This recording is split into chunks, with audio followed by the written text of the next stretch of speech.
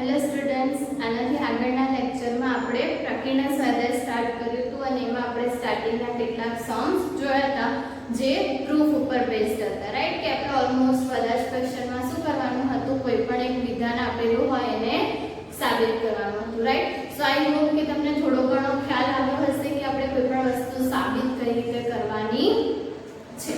Okay, next એમાં જ કેટલાક આગળ ક્વેશ્ચન જોઈએ જેમાં તમારે શું કરવાનું છે, એમાં પણ તમારે સાબિતી જ કરવાની છે. ઓલમોસ્ટ તમારે શું યુઝ કરવાનું હશે, વિભાજનનો નિયમ છે, છેદગણ, યોગગણના કેટલાક ગુણધર્મો આપણે જોયા, એ જ બધાનો યુઝ કરીને આપણે આ બધા જે વિધાનો તમને આપેલા છે એને સાબિત કરીશું, રાઈટ? સો સૌથી પહેલા ક્વેશ્ચન નંબર 7 સુધીની આપણે વાત કરી હતી. ક્વેશ્ચન નંબર 8 જોઈએ તો ક્વેશ્ચન નંબર 8 શું કહે છે કે કોઈ પણ ઘડ A અને B માટે આપણને બે અલગ અલગ સ્ટેટમેન્ટ આપ્યા છે એને પ્રૂફ કરવાના છે, રાઈટ? સો કોઈ પણ ઘડ માટે આપણે બે વસ્તુ પ્રૂફ કરવાની હોય તો સૌથી પહેલા આપણે પહેલું વિધાન પ્રૂફ કરીએ. ઓકે, સો પહેલું છે કે આપણે જ્યારે બી આ રીતે સાબિત કરવાનું હશે તો ઓલમોસ્ટ શું કરીશું, LHS RHS, રાઈટ? સો સ્ટાર્ટ કરીએ. સો અહીંયા આપણે સ્ટાર્ટ ક્યાંથી કરીશું, RHS થી, અને આન્સર શું લાવીશું, LHS. કેમ કે નાનો આન્સર લાવવાનો છે તો આને સિમ્પ્લિફાય કરવું થોડું વધારે ઈઝી થશે, રાઈટ? સો સ્ટાર્ટ કરીએ તો અહીંયા શું થશે, A intersection B union A minus B, right? હવે A intersection B union A minus B એટલે કે જે તફાવત ગણ છે એને આપણે યોગગણ કે છેદગણમાં કન્વર્ટ કરવું હોય તો આપણે આવું કંઈક લખી શકીએ. લાઈક ધારો કે તમે વેન આકૃતિ દોરો છો A અને B, right? So A minus B માં આ વાળો પોર્શન હશે. ઓકે, આને આપણે શું કહીશું, A માઈનસ B. ઓકે, હવે આ જ વસ્તુને તમારે યોગગણ અને છેદગણમાં લખવી હોય તો હું આ રીતે લખી શકું, A છેદગણ B ડેશ. B ના ઘટકો સિવાયના બધા જ ઘટકોનો છેદગણ A સાથે કરો. સો આટલો જ પોર્શન મળશે. છેદગણમાં કોમન કેવા હશે, આ પોર્શન, રાઈટ? સો આપણને A B મળી જશે. ઓકે, સો આ રીતે આપણે A B ની જગ્યાએ શું લખી શકીએ, A intersection B dash, right? હવે આને ધ્યાનથી જોશો તો આ વિભાજનનો નિયમ છે, રાઈટ? એ તમે લખશો A છેદ B union B dash. A intersection B union B dash, આને તમે ઊંધું જોશો રિવર્સમાં વિભાજનનો નિયમ તો તમને ફરી આ જ મળશે. જો A છેદગણ B union A છેદગણ B dash, એટલે અહીંયા આપણે શું કર્યું, શેનો યુઝ કર્યો, વિભાજનનો નિયમ. અને એ વસ્તુ તમારે અહીંયા સાઈડમાં લખવાની, રાઈટ? શું યુઝ કર્યું, વિભાજનનો નિયમ, રાઈટ? આ રીતે જેટલી બી વસ્તુ તમે યુઝ કરો એ તમારે સ્ટેપ બાય સ્ટેપ સાઈડમાં લખવા. હવે B યુનિયન B ડેશ, હવે આપણે જ્યારે પૂરક ગણની વાત કરી હતી તો એના કેટલાક ગુણધર્મો જોયા હતા. આપણે જોયું હતું કે કોઈ પણ ગણનો એના ગણના પૂરક ગણ સાથે યોગગણ કરીએ તો આપણને શું મળશે, સાર્વત્રિક ગણ, રાઈટ? સો એ વસ્તુ આપણે જોઈ ગયા હતા. તો અહીંયા શું થશે, A ઇન્ટરસેક્શન U, રાઈટ? અને હવે આપણે બીજી બી એક ગુણધર્મ જોયો તો કે કોઈ પણ ગણનું સાર્વત્રિક ગણ સાથે છેદગણ કરો તો આન્સરમાં શું મળશે, ફરીથી એ જ ગણ, રાઈટ? સો અહીંયા તમને આન્સર શું મળી જશે, A. તો આ થઈ ગયું આપણું LHS RHS પ્રૂફ, રાઈટ? સો આ રીતે તમે કોઈ પણ પ્રૂફ આપ્યું હોય તો એમાં તમારે મોસ્ટલી શું કરવાનું હશે, જ્યાં બી યોગગણ અને છેદગણ હોય ત્યાં, રાઈટ? સો તમારી પાસે વિભાજનના નિયમ છે, ડી મોર્ગન્સનો નિયમ છે, રાઈટ? એના પછી તમારી પાસે યોગગણના ગુણધર્મો, છેદગણના ગુણધર્મો, ઓકે, વગેરે પણ તમારી પાસે છે. તો એ બધાનો યુઝ કરીને તમે ઈઝીલી આને શોધી શકો, લાઈક પ્રૂવ કરી શકો. એવી જ રીતે બીજું વિધાન છે તો બીજા વિધાનમાં જોઈએ કે ક્યાંથી સ્ટાર્ટ કરવાનું છે. તો ક્યાંથી સ્ટાર્ટ કરીશું, A union B minus A, right? હવે A union B minus A છે તો B માઈનસ A ને આપણે જેવી રીતે મેં તમને વેન આકૃતિમાં બતાવ્યું તો શું લખી શકીએ, તો કે B ઇન્ટરસેક્શન A ડેશ થશે આવું. ઓકે, અને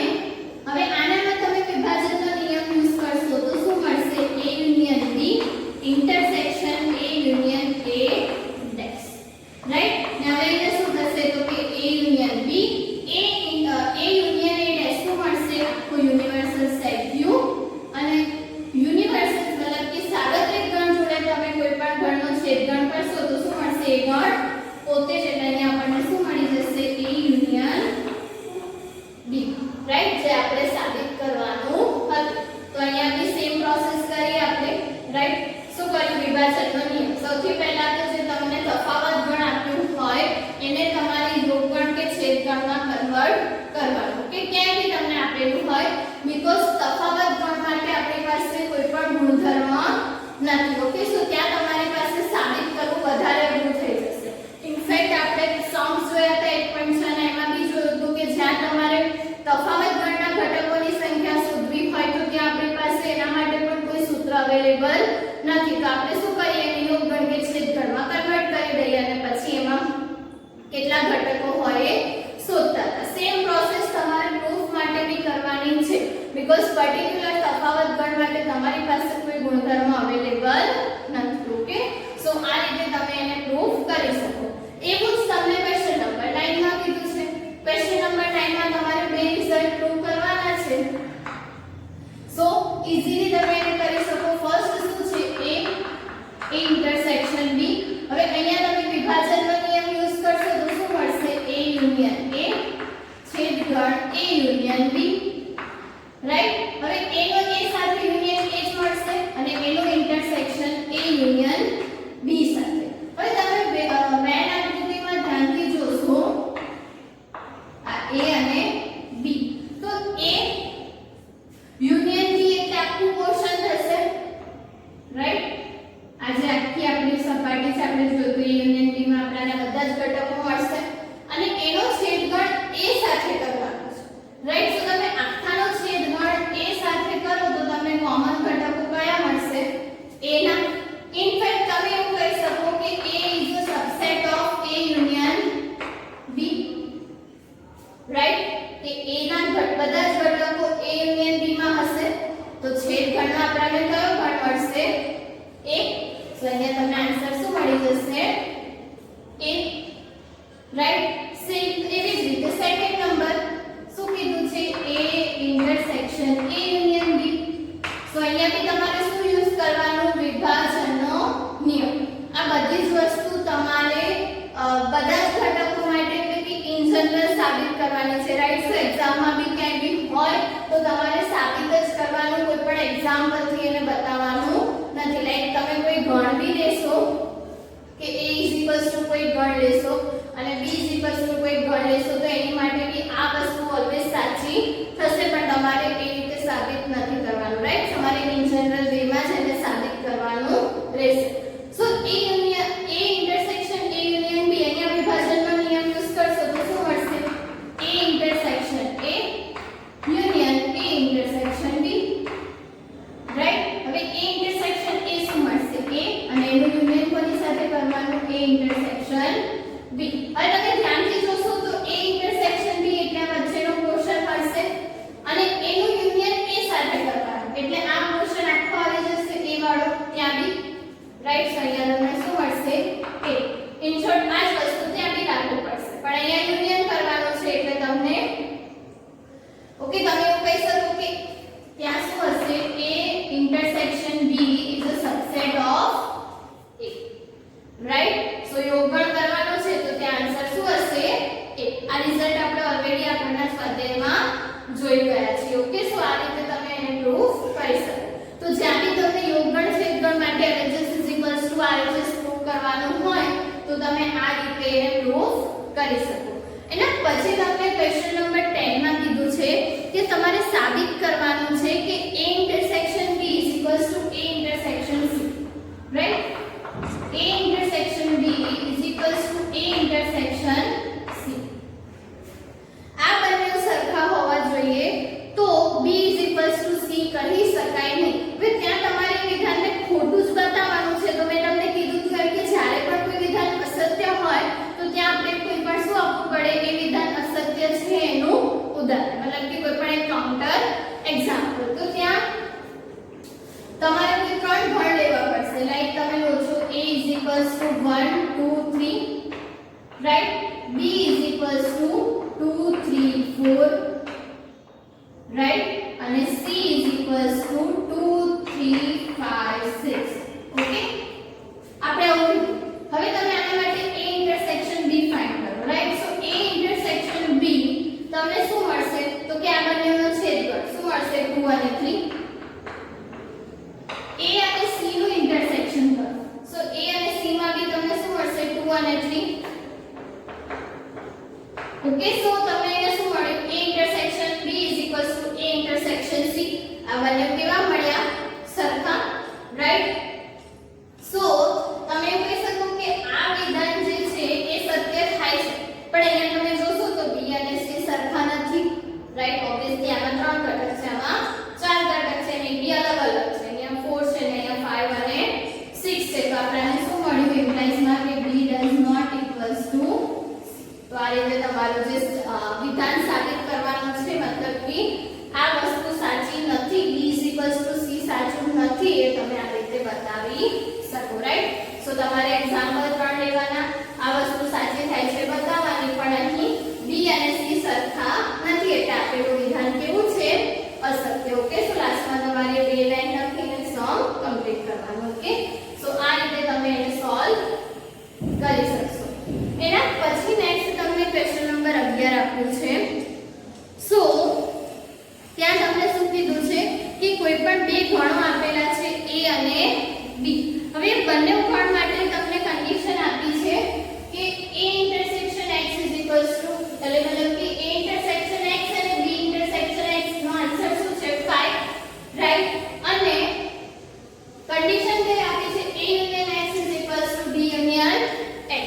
તો આપણે સાબિત કરવાનું છે કે A B, રાઈટ? હવે આને તમારે સાબિત કરવું હોય તો આપણે લાસ્ટ લેક્ચરમાં બી જોયું હતું કે જ્યારે આપણે B C સાબિત કરવાનું હતું, તો આપણે બંને બાજુ એ જ વિધાનને પહેલા B થી ઇન્ટરસેક્ટ કર્યું હતું અને પછી C થી ઇન્ટરસેક્ટ કર્યું હતું, રાઈટ? તો આપણને B અને C ની વેલ્યુ સરખી મળી ગઈ. અહીંયા બી આપણે એવું છે કરીશું કે આપણને અહીંયા આપેલું છે શું કે A union x B union x, right? So હવે આપણે શું કરીશું તો બંને બાજુ A થી એનું છેદગણ લઈશું. સો આઉટપુટ મળશે A છેદગણ A union x A છેદગણ B union x, right? હવે આવું તમને મળ્યું, તો હવે આપણે તમે જોશો ધ્યાનથી, તો અહીંયા આપણે શું યુઝ કરી શકીશું? વિભાજનનો નિયમ, રાઈટ? સો વિભાજનનો નિયમ શું કહે છે? તો અહીંયા શું મળશે? A intersection A union A intersection x, right? અહીંયા શું મળશે? A intersection B union A intersection, okay? હવે અહીંયા તમારે શું કરવાનું છે તો કે A ઇન્ટરસેક્શન A, રાઈટ? તો અહીંયા તમને શું મળશે? A ઇન્ટરસેક્શન A, એનો આન્સર A જ મળશે, રાઈટ? હવે યુનિયન A ઇન્ટરસેક્શન x ની વેલ્યુ શું છે તમારી પાસે? 5, રાઈટ? તો અહીંયા તમે શું લખી શકો? 5, ઓકે? અને હવે આપણે શું કરવાનું છે તો કે A યુનિયન B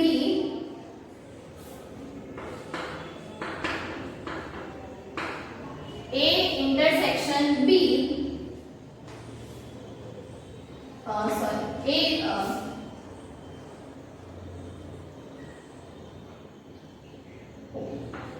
ફરીથી અહીંયા A ઇન્ટરસેક્શન x તમને શું મળશે? 5, રાઈટ? આપણને એ વસ્તુ ક્વેશ્ચનમાં આપેલી છે. હવે 5 સાથે તમે કોઈ પણ ગણનું યુનિયન કરશો તો તમને અહીંયા શું મળશે તો કે A, અને અહીંયા તમને શું મળશે તો કે A ઇન્ટરસેક્શન B, રાઈટ? સો તમને A શું મળ્યું? A intersection B. હવે એવી જ રીતે તમે જ્યારે B થી ઇન્ટરસેક્શન કરશો, સો B થી ઇન્ટરસેક્શન કરશો ત્યારે શું મળશે? આને હાલ કહી દો, okay? So A union x B union x. હવે B થી ઇન્ટરસેક્ટ કરીએ તો B intersect A union x B intersect B union x, right? અહીંયા તમને શું મળશે તો કે B intersection A, right? Union B intersection x B intersection B union B intersection x, right? અને હવે ફરીથી એ જ વસ્તુ આને આપણે લખી શકીએ A ઇન્ટરસેક્શન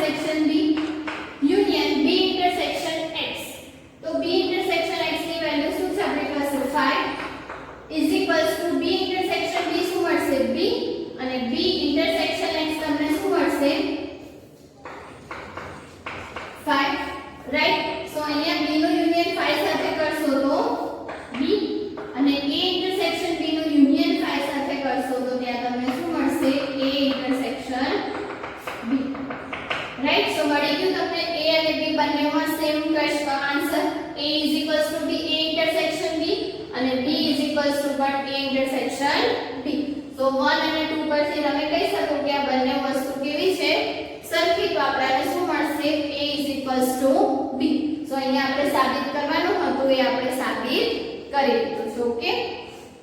સો આ રીતે તમે આને સાબિત કરી શકો. આ રીતે આપણે આગળ બી કરેલું છે, જેમાં અલગ કન્ડિશન આપી હતી, અહીંયા ખાલી કન્ડિશન ચેન્જ છે, પણ વસ્તુ તમારે સેમ જ સાબિત કરવાની છે. ઓકે. એના પછી તમે જોશો તો ક્વેશ્ચન નંબર 12 માં કે એવા ત્રણ ગણ શોધવાના છે કે જેથી કરીને કોઈ પણ બે ગણનો તમે જ્યારે છેદગણ લો તો તેમાં તમને શું મળે, અરિક્ત ગણો, અને જ્યારે ત્રણેય ગણનો છેદગણ લો તો તમને શું મળે, ખાલી ગણ. રાઈટ. સો ધારો કે આપણે કોઈ સેટ લઈ લઈએ, મતલબ ગણ લઈ લઈએ એવા કે a 1 2, b 2 3 અને c 1. રાઈટ. સો જ્યારે આપણે અહીંયા a ઇન્ટરસેક્શન b કરીશું તો શું મળશે, 2. b ઇન્ટરસેક્શન c કરીશું તો શું મળશે, 3. અને c ઇન્ટરસેક્શન a કરીશું તો શું મળશે, 1. રાઈટ. એટલે આ બધા 5 નથી, does not equals to 5. Right. એટલે કે આ ત્રણેયમાં જ્યારે છેદગણ કરીશું તો એ કેવા છે, અરિક્ત ગણો નથી. પણ જ્યારે તમે a b c ત્રણેયનો છેદગણ ફાઇન્ડ કરશો તો તમને ત્રણેયમાં કોઈ પણ ઘટક કોમન મળશે નહીં, એટલે કે તમને આન્સર શું મળશે, 5. સો આ રીતે તમારે જસ્ટ ખાલી તે એક્ઝામ્પલ મતલબ કે એવા ત્રણ ગણ લખવાના છે જેના માટે આ કન્ડિશન સાચી હોય. તો આ મેં એક એક્ઝામ્પલ આપ્યું, એ રીતે તમે બીજા કોઈ પણ ગણ માટે આ વસ્તુ બતાવી શકો. પણ ગણના ઘટકો પસંદ કરવામાં ધ્યાન રાખજો કે કોઈ પણ બે ગણ અરિક્ત ગણ ના થવું જોઈએ અને ત્રણેયમાં કોઈ પણ ઘટક સેમ હોવો ના જોઈએ. રાઈટ. સો આ રીતે તમે એવા ત્રણ ગણ શોધી શકો. ઓકે. સો ક્વેશ્ચન નંબર 12 ની વાત થઈ. 13 અને 14 ઓલરેડી મેં તમને લોકોને હોમવર્કમાં આપેલા છે. ઓકે. સો આઈ હોપ કે ત્યાં સુધીના તમારે સમ્સ ઓલરેડી ક્લિયર થઈ ગયા હશે. ઓકે. છતાં બી કંઈ ડાઉટ હશે તો આપણે એને પછી સોલ્વ કરીશું. ઓકે. નેક્સ્ટ તમારે 15 અને 16 નંબરનો ક્વેશ્ચન કે જે આપણે જોયું હતું કે ત્રણ ગણો માટે આપણે કઈ રીતે ગણના ઘટકોની સંખ્યા શોધી શકીએ એના ઉપર બેઝડ છે. તો એની ડિસ્કશન આપણે નેક્સ્ટ વિડિયોમાં કરીશું. ઓકે. Thank you.